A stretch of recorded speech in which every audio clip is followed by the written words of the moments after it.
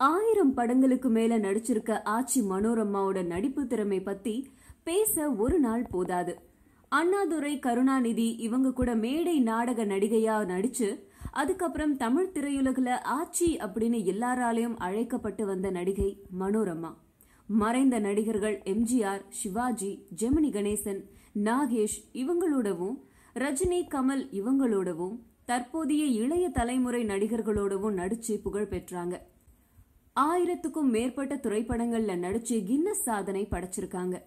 தன்னோட திரைப்பட வாழ்க்கையில வாழ்நாள் சாதனையாளருக்கான பிலிம்பேர் விருது, பத்மஸ்ரீ, தேசிய விருது உள்ளிட்ட விருதுகளை வாங்கியிருக்காங்க. தஞ்சாவூர் மாவட்டத்தில் இருக்கிற மன்னார்குடியில பிறந்தவங்க. இவங்களோட இயற்பெயர் கோபி சாந்தா. 1958 வருஷம் வெளியான மாலையிட்ட மங்கை இந்த திரைப்படம் மூலமா திரையுலகத்திற்கு அறிமுகமானவங்க மனோரமா. 5 மொழிகள்ல நடிச்சு 500 திரைப்படங்கள்ல நடிச்சு கின்னஸ் சாதனை புரிந்தவங்க. ஆணாதிக்கம் மிகுந்த திரையுலகத்துல காமெடியில கலக்கி தனக்குன்னு ஒரு இடத்தை பிடிச்சுக்கிட்டவங்க ஆச்சி. நகைச்சுவை நடிகையா இருந்தாலும் தன்னோட நடிப்பால ஹீரோ ஹீரோயின்களுக்கே சவாலா இருந்தவங்க. தில்லானா மோகனாம்பாள் திரைப்படம். தில்லானா மோகனாம்பாள் படத்துல மனோரமா ஜில் ஜில் ரமாமணி அப்படிங்கிற கதாபாத்திரத்துல நடிச்சிருந்தாங்க. படத்துல அவங்களோட நடிப்பை பார்த்து நடிகர் திலகம் சிவாஜி கணேசனே மிரண்டுட்டாரு அப்படின்னா பாத்துக்கோங்க. சம்சாரம் அது மின்சாரம். விசு இயக்கி நடிச்ச சம்சாரம் அது மின்சாரம் படத்துல கண்ணம்மா அப்படிங்கிற வேலைக்கார பெண்ணாக நடிச்சிருந்தாங்க. இல்ல வாழ்ந்திருந்தாங்க. அந்த படத்துல அவங்க மெட்ராஸ் பாஷையில பேசி அசத்தி இருந்தாங்க. கம்முனு கெட அப்படிங்கிற வசனம் இன்னைக்கு வரைக்கும் ரசிகர்களை கவர்ந்து இழுத்துட்டு இருக்கு. பாட்டி சொல்லை தட்டாதே.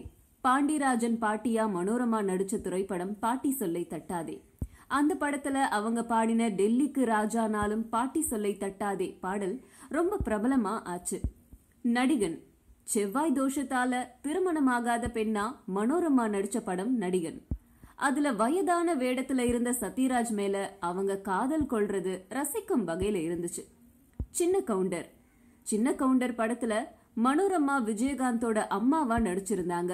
படத்துல காமெடியில கலக்கினது மட்டுமில்லாம நல்ல அம்மாவாகவும் மாமியாராகவும் நடிச்சு எல்லாருடைய பாராட்டுகளையும் பெற்றாங்க.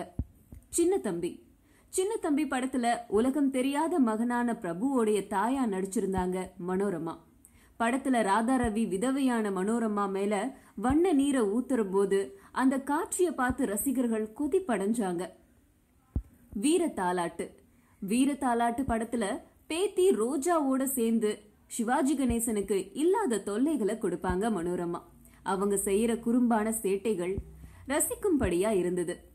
மனோரமா பொம்மலாட்டம் அப்படிங்கிற படத்துக்காக வா வாத்தியாரே ஊட்டாண்ட அந்த பாடலை பாடினாங்க.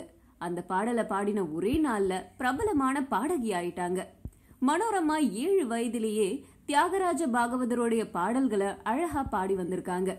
மேடை நாடகங்கள்ல நடிச்சு வந்த அவங்க 1958 வருஷம் ரிலீஸ் ஆன மாலையிட்ட மங்கை திரைப்படம் மூலமா சினிமாக்கு நடிகையா அறிமுகமானாங்க.